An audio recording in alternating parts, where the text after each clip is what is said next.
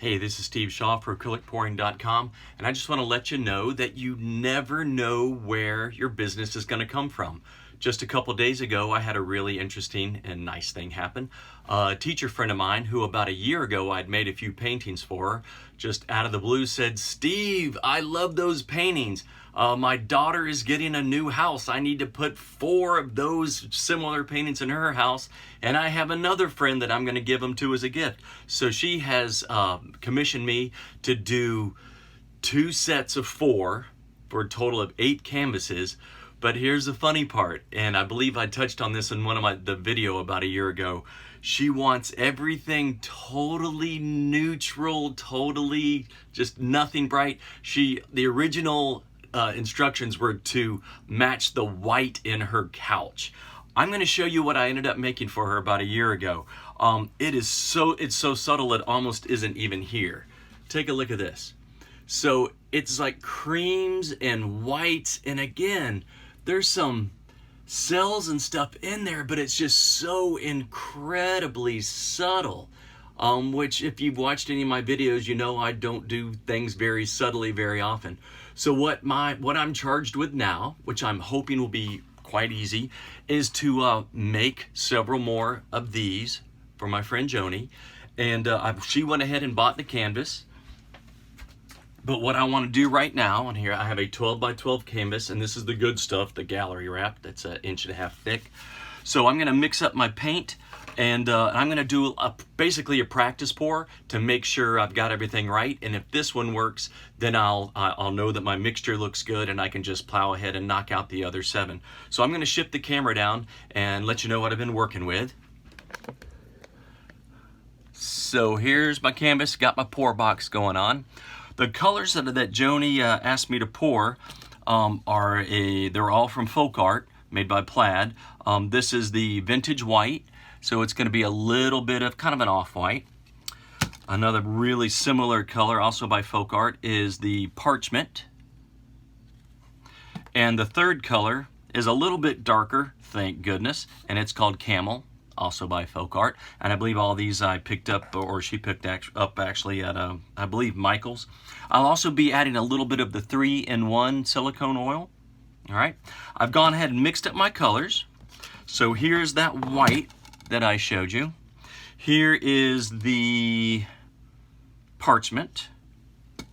And here is the camel. And if you see these, just even on in my little workstation here, the colors are just so similar. It's kind of crazy, but hopefully we can pour these and they will still get a little bit of contrast, and she'll end up with a painting that she likes. So I'm going to pick up another cup. I think I've got a 10-ounce cup here. I'll be filling it about 3/4 of the way. Before I do though, I'm going to add about 3 drops of the silicone. 1, 2, 3. I said oops because it kind of shot out instead of dripped out. And I'm not going to do a heavy mix on these. Oh, with the paints, I did go, I added about 2 parts paint to 1 part Floetrol, and then I did need to add a little bit of water to thin it out a little bit more. So a little bit of silicone in there. I'll stir. Did the same thing with all 3, although this just feels a little thicker. But yeah, probably 2 parts paint to 1 part Floetrol, and added a little bit of water as necessary to get it to flow. All right, so what I'm going to do now is layer these into a cup. I'm going to probably go heavy on the white. Here's a nice layer of white. The camel. And the parchment. Going to do heavy on the white again.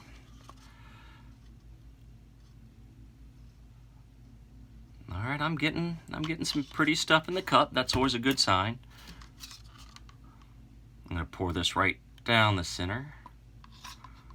Yeah. I'm just going to finish up this parchment. Shot of camel. And one last of the antique white. All right, so this is what my cup looks like. I'm not even sure if the camera on here can differentiate the colors in there, but they're very, very similar. I love doing flip cups, so that's what I'm going to do right here. Hold your hand steady with your paint in it. And again, this is probably 8 ounces of paint. Take my canvas, gonna just lay it on top. I'm resting it on top. You can see I put push pins in the corners, so later if I have to move this over, it'll be it won't stick to the table when it dries. And here we go. This isn't, when you do a flip cup, it's not some crazy cat juggling fast thing. You can just do it in slow motion. Put a hand here and just light pressure, slowly turn it over, and then you can actually totally let go with this hand. I'm gonna set this back down. Okay. And then this is my favorite part. This is the part where galaxies are made, although this one may be so subtle we can't see it. All right, let's see. Go for it. Okay, a lot more contrast than I thought, so that's good. I'm gonna let it move around for just a moment, then I'll pick it up and tilt. Yeah, okay, I think this may look good. I've got a couple of cells popping up over in here. All right, let's pick it up and do some tilting. Gonna ease down to this corner.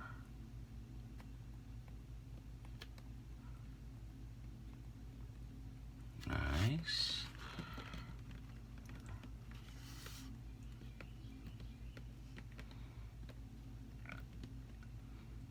Cool. Ooh, this is stretching out pretty. Sometimes you just have to adjust your expectations or your own style when you have a commission. Because here I am, I'm doing this right now, and I'm looking at this, and I'm saying to myself, Steve, this is lovely too. This is pretty. It's not my usual blues and turquoise and oceany colors, but this has value and merit as well. It's just different people have different tastes. Right now, I'm just trying to get a little bit of color back, a little bit of paint down to cover this corner. All right, and there we are. There are a couple of bald spots on the edges out here, but I'll come around later and touch those up. But that's, wow, that's looking very subtle but pretty. I'm gonna wipe my hands off and I will grab my torch. I'm back to using my big torch today. So let's see what we come up with.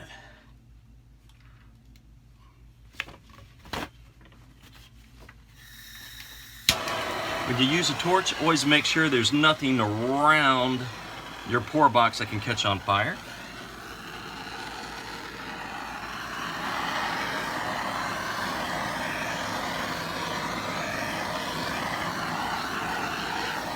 All right, there we go.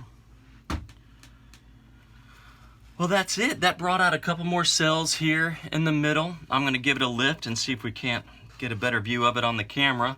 What I will do at this point though is I'll let this dry overnight, and I will take a couple of photographs of it, show it to my client tomorrow, make sure she's okay with it, and if she has, hopefully she'll just say, yes, that looks great, and I'll make 7 more.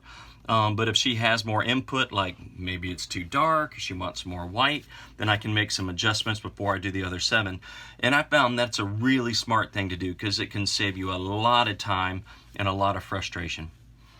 All right, hey, thank you very much for watching, and feel free to leave a comment down below. If you like the content, please hit subscribe and give the video a thumbs up. And most of the paintings that you see in my videos are going to be available at my Etsy store. So just go to Etsy.com and search for Steve Shaw. Thanks for watching. Bye.